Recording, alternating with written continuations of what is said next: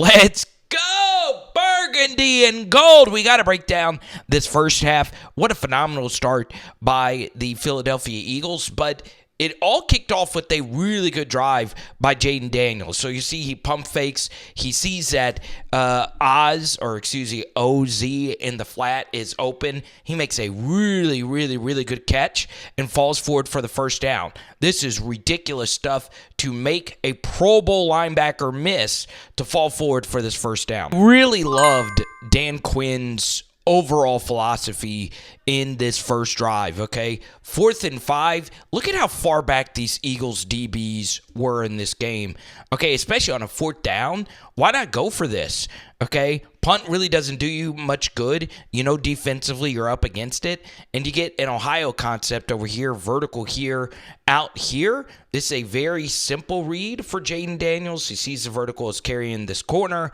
and he finds the good, reliable Zach Ertz, who obviously was the most motivated commander in this game going up against his former team. And I think this play is the perfect example of why Jayden Daniels is so good. Right? So the Eagles have to know that on 4th and 2, the Commanders are going to run some variation of mesh. They have been doing it all season long. And you'll see they're ready for it. All right? So you have the shallow drag right here by Terry McLaurin. You'll see that the linebacker already has Terry spotted right here.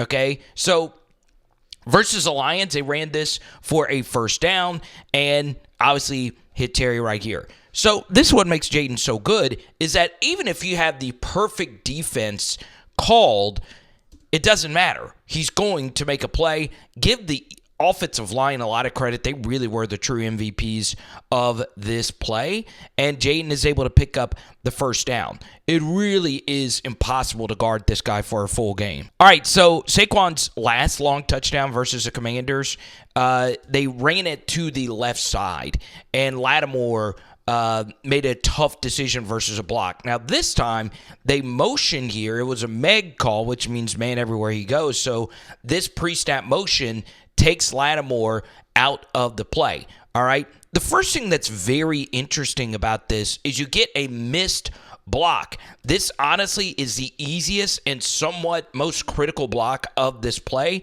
And watch A.J. Brown takes a really bad angle on this.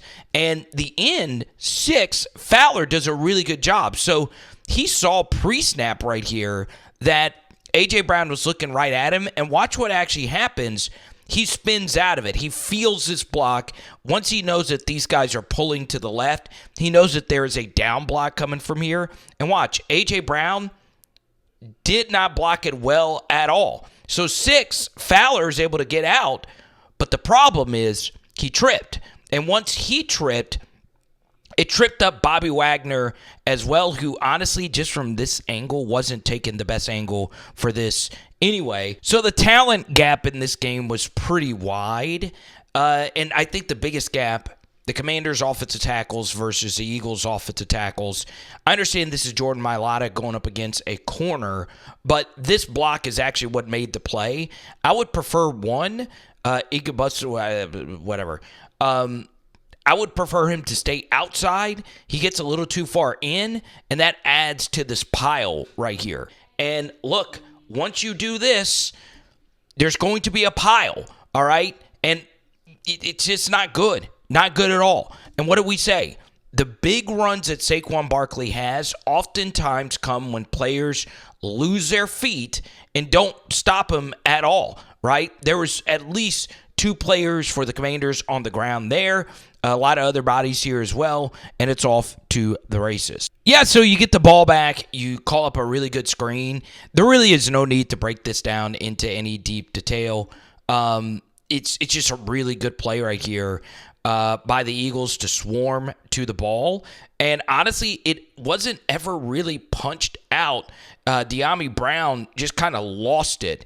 You could see it from a different angle, but still huge turnover. All right, Eagles drive down the field. Hurts hit Devonta Smith on a nice little corner route. And this is Lane Johnson going up against 92 Armstrong. Armstrong, of course, has done some good things. He's a contained guy. So he doesn't need to be peaking. Now, you do want a 2-gap and play this gap as well, but the one thing you don't want is a bounce.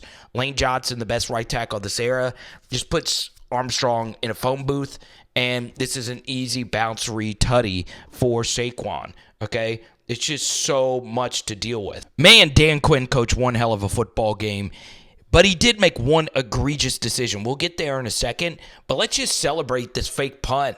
I love that there's 2 options on this play. The most underrated aspect of this fake is this right here, okay? This little swing right here holds the punt safe guy over here. So Way has 2 options, okay? So watch what actually happens. He has a small little rollout to the right, and then he's actually throwing to the leaking tight end here.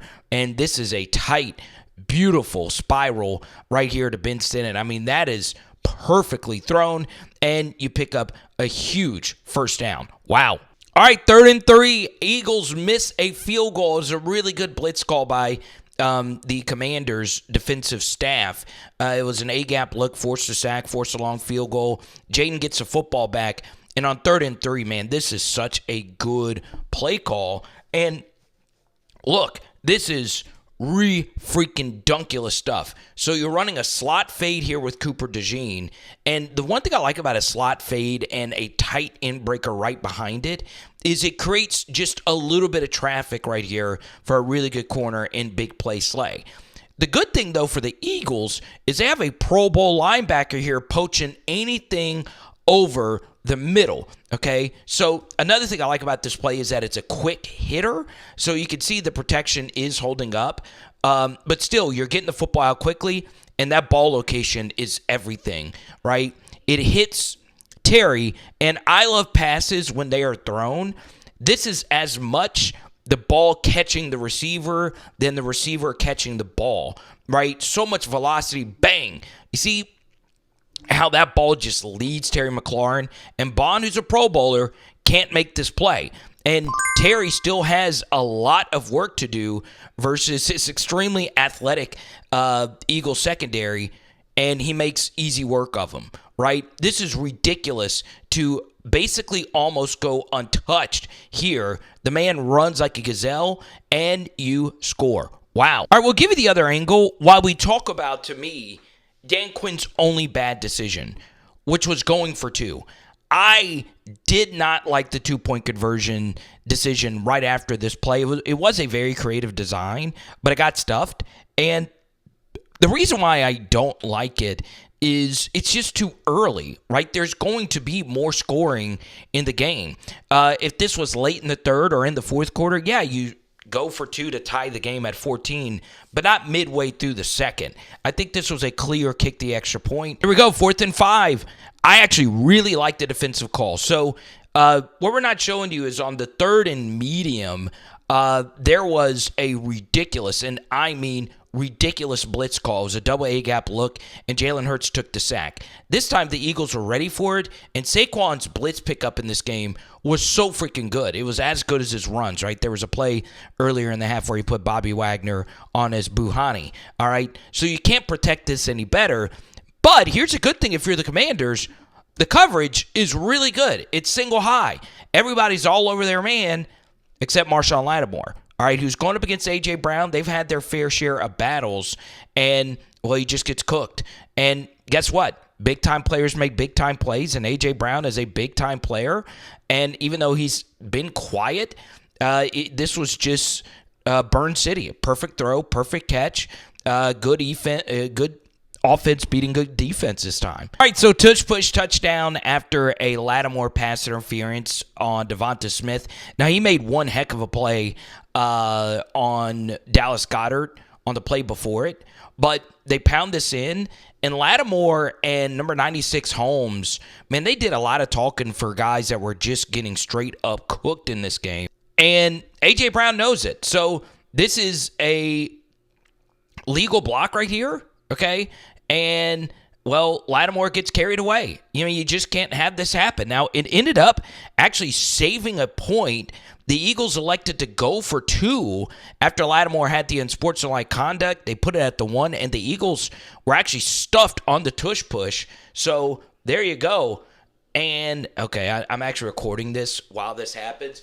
Quit! Oh, my goodness. The kickoff returning for the Commanders has been so bad. McCaffrey has looked non-threatening. I don't think that was McCaffrey, though, that actually fumbled this one. Oh, man. God, you got to hold on to it. Oh, it was my guy, McNichols. Oh, and it was Shipley that just ran into him. Oh, man. Oh. All right, so 3rd and goal, and first off, Sanders still got called on a BS late hit call on Saquon Barkley. I'm sorry, that's not a late hit. His foot was barely out of bounds. He's the best running back in the sport. Now, the funny thing about this is the Eagles actually have 2 things pretty open here for a touchdown. You throw this into the flat, block right here. Actually, I don't know. I think that is getting defended. But Tom Brady brought this up in the broadcast, and I'm not always having the volume up. You might have said something else. But as a corner, you want your feet on the goal line. You don't want to sink too far back, and you don't want your hips to open up to the out, right? And that's exactly what happens here. But honestly, this is a really good throw, really good catch from a pretty good receiver in A.J. Brown. And it's a huge, huge touchdown after that turnover. Man, this was a questionable call right here by Vic Fangio. Commanders get the ball back. They hit a pass to Zach Ertz. Jalen Carter did something dirty, punching somebody in the eyeball, really. And it was an extra 5-yard play. And, man, what a decision right here from Jayden Daniels. Once again, they're running mesh, okay? This is what the Commanders do. They run mesh, and teams still can't stop it. And Jayden, with all this space to operate, picks up all these yards and gets them into field goal range. He hit Zach Ertz on a check down to get even more yardage, jumps out of bounds, and that's why JD5 is that guy.